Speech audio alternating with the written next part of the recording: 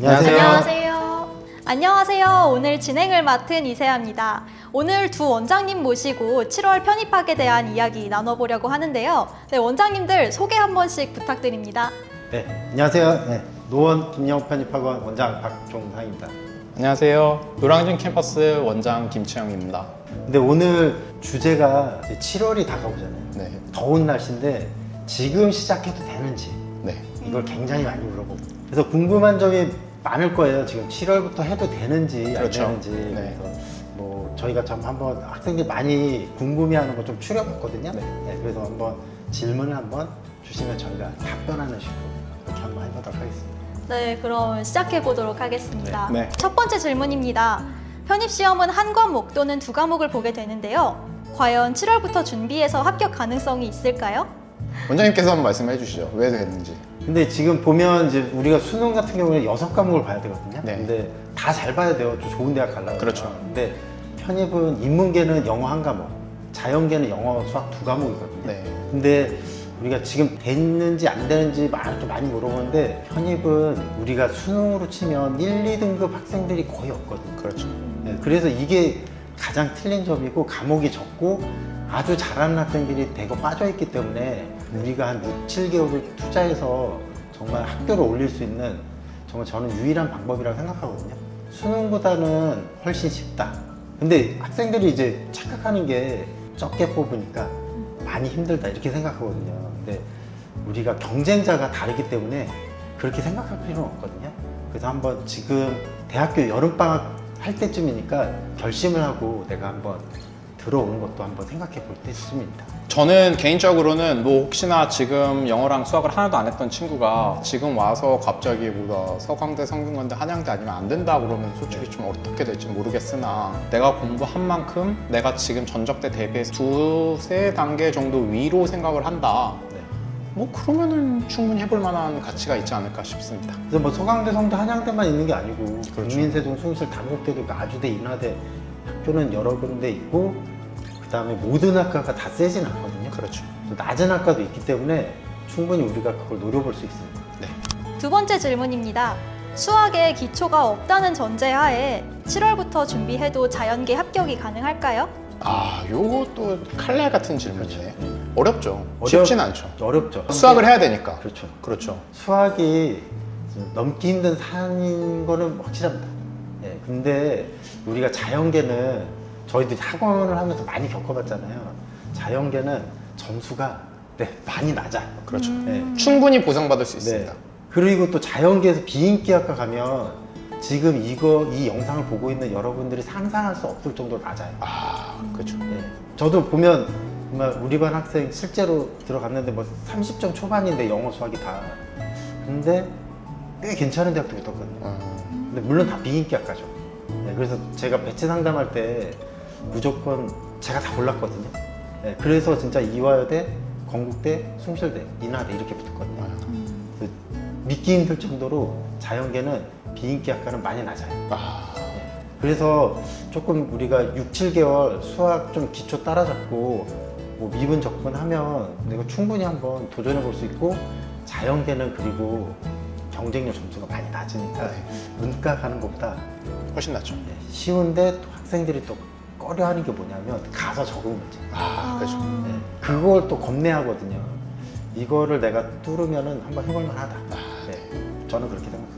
다음은 이제 영어에 관한 질문인데요. 정말 열심히 성실하게 공부를 했는데 영어 성적이 오르지 않아서 고민인 학생들이 많은데요. 이거 왜 그러는 걸까요? 일단은 첫 번째는 문법을 이론을 이제 배웠는데 이론을 배우고 나서 문제 풀이를 할 때 적용이 안 되는 경우가 굉장히 크고요.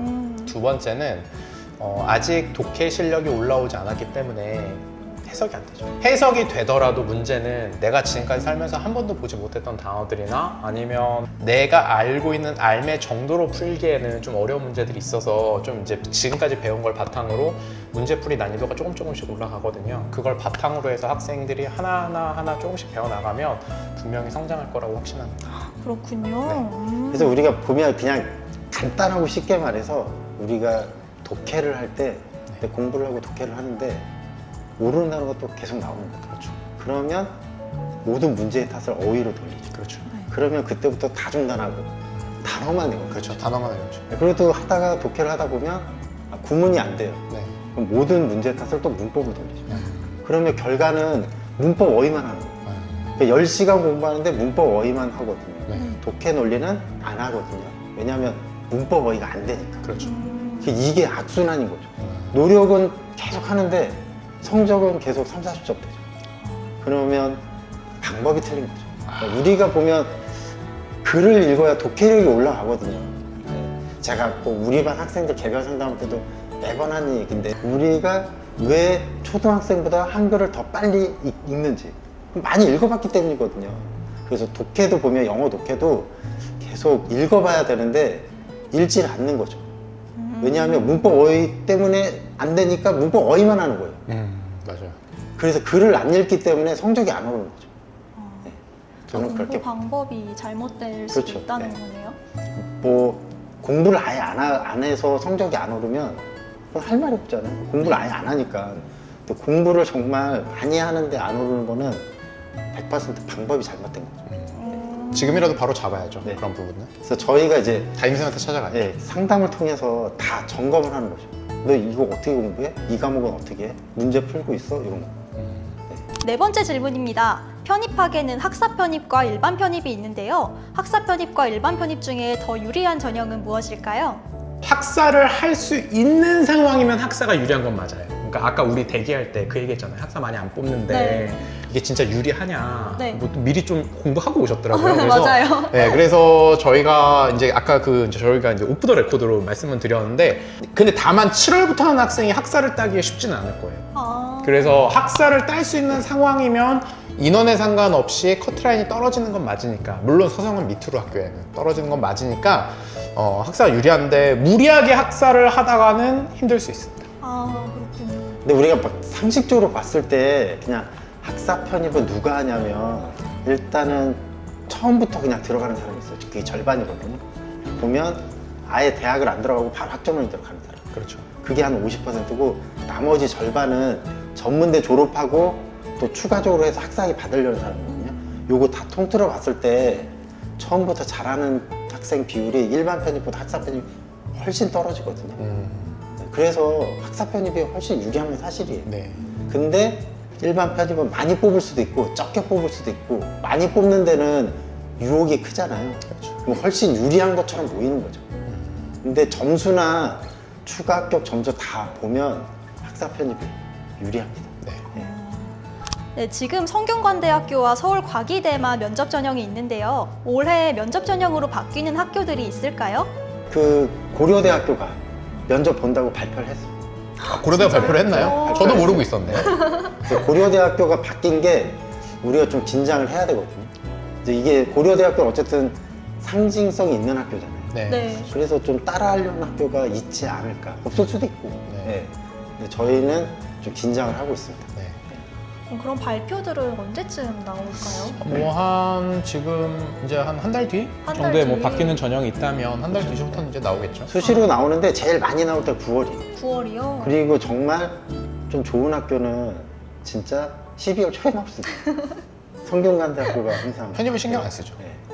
그냥 뭐 작년에도 자소서 없어지는 거 얘기 안 했다가 그냥 바로. 네, 12월 초에 성균관대학교가 항상 변경안을 12월 초에 모집료가 나올 때 발표해요. 그렇죠. 그래서 끝까지 면접 우리가 볼 때도 그랬습니다. 네, 생각해보면. 끝까지 긴장해야 됩니다.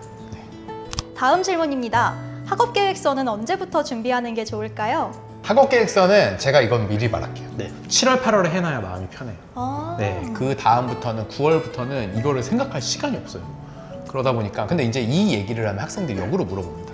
그럼 나한테 지금 과를 정하지도 않았는데. 저도 궁금했어요. 큰 틀을 만들어 놓고 그 다음에 일단 써놓거나 첨삭을 갖고 넘어가는 게 학생들 입장에서 훨씬 좋아요. 왜냐면 큰 틀을 잡지도 못하고 끝나거든요. 네. 특히나 한양대학교 문제 중에 전공적 합성 쓰는 거 있는데 이거는 큰 틀을 잡아놓지도 못해서 학생들이 1차를 붙고 나서 써놓지 않은 친구들은 1차를 붙고 나서 그 짧은 시간에 써서 못 내요.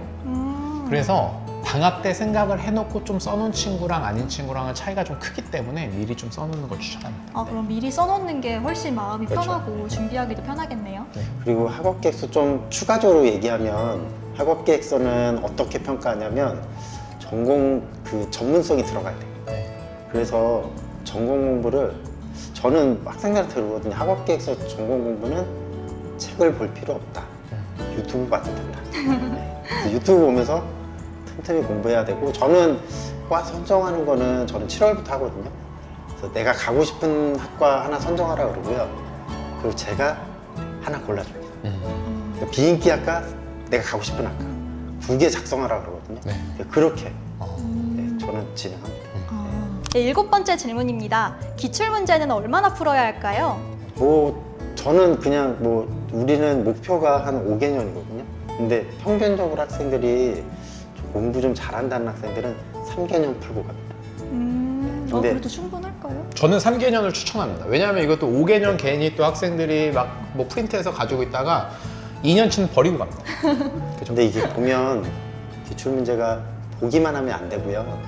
복습도 하셔야 되거든요. 그러면 3개년 하는 것도 솔직히 쉽진 않죠.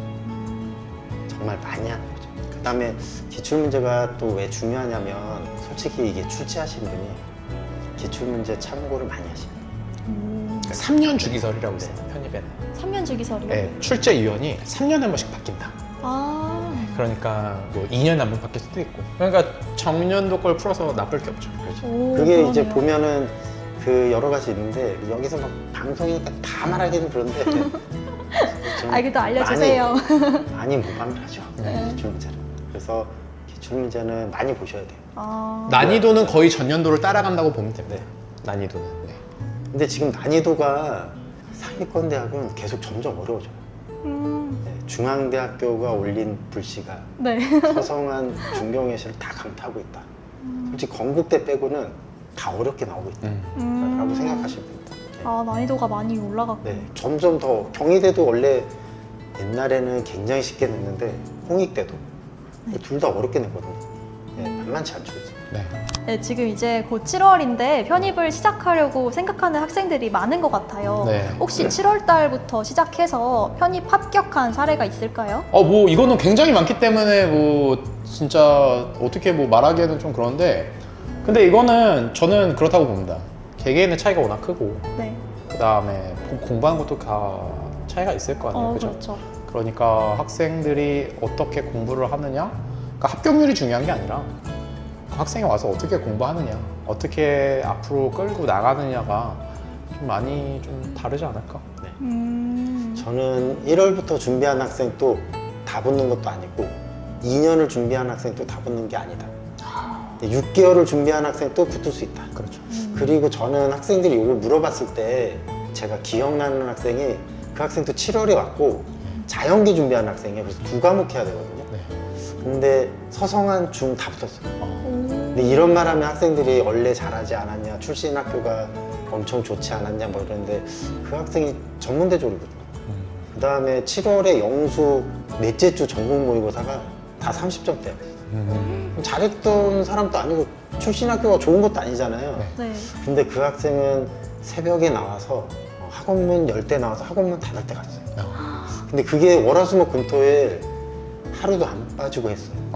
그리고 제가 그 학생이 우리 반이라서 그 학생 봤을 때 전 속으로 그렇게 생각했거든요. 쟤는 왜 이렇게 열심히 하지? 안 될 것 같은데, 성적 보면. 그렇게 생각했거든요. 이거 편집 각이네요. 이거 편집되겠네요. 근데 제가 배치 상담할 때 네. 걔가 거의 80점 가까이 올랐어요. 진짜 많이 올랐네요. 그거 보고 깜짝 놀랐거든요. 그래서 제가 속으로 그렇게 얘기했던 게 되게 미안했어요. 그죠. 그럴 수 있죠. 근데 솔직히 7월, 8월에 갔을 때는 계산이 안 나왔거든요. 3, 40점대니까. 근데 계속 열심히 하니까 쟤는 왜 이렇게 열심히 하지? 이렇게 생각했는데 저의 편견을 다 깨버렸잖아요. 네. 여러분, 정말 열심히 하면 안 될 건 없다. 저는 그렇게 생각합니다. 네. 네. 네, 7월부터 하셔도 본인이 열심히 하면 합격하실 수 있습니다. 네. 다음 질문입니다. 학과 중에서 특히 낮은 학과가 있다고 들었는데 자연계와 인문계 각각 하나씩 낮은 학과 소개해 주실 수 있을까요? 이거는 우리 박종성 원장님 전공입니다. 거의 저는 이건 말하지 않겠습니다. 자연계는 뭐 다 알다시피 이제 자연과학대 쪽이 그렇죠. 이렇게 많이 났습니다. 이거는 절대 오해하시면 안 됩니다. 이건 편입이 그렇습니다. 네. 정시는 아닙니다. 네. 그래서 뭐 화학과, 생물학과, 물리학과 그렇죠. 이쪽이 많이 낮고요. 생명과학은 어떻습니까? 생명과학도 낮죠. 생명공학도 낮고, 그다음에 건국대학교는 자연계 비인기학과가 정말 많아요. 아 정말 이건 어쩔 수 없어요. 네, 상어생명과학학은 싹 다 낮다고 생각하시면 돼요. 네. 그래서 저도 아까 처음에 말했던 영수 다 30점 초반대 마지막 모의고사가 걔도 건국대 붙은 학과가 건국대 환경보건. 거기 다니시는 분 좀 기분 나쁠 수 있지만 거기를 추천했거든요. 그 점수로 영어 수학 200점 만점에 67점 정확하게 합격했습니다. 이화여대 물리교육도 쓰게 했거든요. 네. 요새 문과든 이과든 사범대가 점수가 제일 낮습니다. 참고로 물리교육은 수학을 봅니다. 아, 물리. 이화여자대학교는. 근데 물리학과는 물리를 봅니다. 좀 주의할 게 이화여대랑 중앙대 자연과학대는 과학시험 봐요. 근데 이화여대 물리교육은 수학시험 봐요. 요거 좀 주의하셔야 돼요. 그래서 내가 중앙대 화학과 물리학과 쓰면 점수 낮을 것 같아서 거기 쓰면 수학이 아니라 과학시험지가 나옵니다. 그렇죠. 깜짝 놀라죠. 그러면 이제 난감한 거죠. 공부도 안 했는데. 그래서 그거 주의하셔야 되고요. 인문계는 저는 학생들한테 사회과학대학은 다 높다.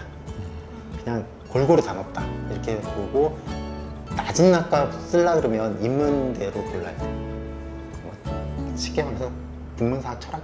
국문사학 철학이요. 종교학과 어떻습니까? 종교학과는 더 사관대학교 낮죠. 종교학과. 종교학과는 더 낮죠. 근데 작년에 건국대학교 지리학과에서 저희 학사에서 어마어마한 학생이 붙었습니다. 올해 아마 건국대학교 학사 편입학 배치표상으로 엄청 낮을 겁니다. 왜냐하면 김영편님 모의고사 낮은 학생이 들어갔기 때문에. 제가 한 가지 좀 더 추가하면은 올해 입시는 낮은 학과가 좀 높은 것 같아요. 그러니까 올해 들어간 학생. 왜냐면 겁먹어서 특히 상위권 대학 우리가 말하는 국문사학 철학이 좀 더 높았던 것 같고요. 경영, 뭐 경제, 무역, 심리 이쪽이 좀 더 낮았던 것 같아요. 네. 왜냐하면 우리 반 학생 이번에 들어간 학생인데 경희대학교 경영학과를 썼거든요. 근데 얘가 낮췄으라 그러는데 그냥 경영학과 썼어요. 붙었어요. 경희대 철학과 쓴 애는 낮췄었는데 또 썼어요. 그런 걸 보면 좀 난감하죠, 저희도. 네. 편입은 제가 봤을 때 확률과 통계로 배치 상담해야 되고, 제가 봤을 때 이렇게 높은 학과가 낮게 나오고 낮은 학과가 높게 나왔으면 이 결과가 지금 말한 것처럼 점수화돼서 나오면 다음에는 반대로 움직인다. 그것도 한번 생각해 보셔야 돼요. 네. 그럼 전년도 결과를 보고 지원을 그렇죠. 하는 것도 전략이겠네요. 네. 그건 이제 배치 상담할 때 다 얘기하게 되죠. 네. 그래서 배치 상담하는 사람은 그 5개년치 커트라인 집을 분석하고 하셔야 돼요. 그래야지 뭐가 이렇게 흐름이 보이니까. 저희도 공부를 많이 합니다. 저희도 3주 전에 진짜 실제 시험을 봤잖아요. 저거 봤죠? 네. 그래서 뭐 원장님 몇 점 맞으셨습니까? 저는 뭐 모르겠는데. 편집하죠. 오늘의 마지막 질문입니다. 배치 상담은 어떻게 하는지 알려주실 수 있을까요? 배치 상담은 저희도 뭐 공부를 많이 하고 있거든요. 그렇죠. 뭐 저희 김영편님 전체적으로도 직원들 대상으로 시험도 보고 네. 또 일정 점수 안 되면 재시험도 보고 그렇죠. 8월에 또 테스트 또 있고, 저희가 보면 가장 많이 보는 게 일단은 매주 보는 모의고사 성적 다 정리를 하고요. 네. 그 다음에 9월부터는 학원마다 위클리로 이제 기출 테스트를 보거든요. 각 대학별로. 그것도 꼼꼼하게 정리해서 이걸 좀 저희가 조합해서 실제 점수랑 예상 점수랑 맞춰봐서 이 학생이 뭐 어느 대학 어느 학과에 써야 되는지 이걸 저희가 판별해 드리거든요. 그래서 12월 초부터 배치 상담이 진행될 거예요. 그래서 저희도 지금부터 굉장히 많이 준비하고, 저는 또 개인적으로 2달에 한 번씩 개별 상담하는 게 배치 상담을 준비하는 거거든요. 학생에 대해서 알아야 되고 성적도 분석해야 되고 또 기입하고 그러면서 외우고, 그렇게 하면서 준비하고 있습니다. 저는 사실 이게 원장님한테 다 이제 배운 거기 때문에, 그래서 이제 뭐 형태는 원장님 거 이제 그대로 베껴서 따라 하고요. 그 원장님이 사실은 김영편입학원 지원 전략 설명이 항상 강연자셨어요. 그래서 원장님 거의 표본이니까 원장님 따라하려고 노력하고 희망적인 멘트를 많이 합니다. 학생들한테 꿈과 희망을 좀 많이 주려고 노력을 하고, 그래서 학생들이 좀 더 힘낼 수 있게, 힘내서 공부할 수 있게 마지막까지 어떻게든 이제 좀 응원하려고 이제 노력을 하는 편입니다. 저희가 김영편입학원이 마지막까지 학생들 합격하는데 큰 도움이 될 수 있도록 노력하도록 하겠습니다. 네. 네, 오늘 원장님 두 분 모시고 7월 편입학에 관한 이야기 나눠봤는데요. 더 궁금한 게 있으신 분들은 댓글로 알려주시고요. 학원으로 전화 주셔도 친절하게 알려드리겠습니다. 네, 그럼 여기까지 하겠습니다. 네, 인사하고 끝낼까요? 네. 감사합니다. 감사합니다.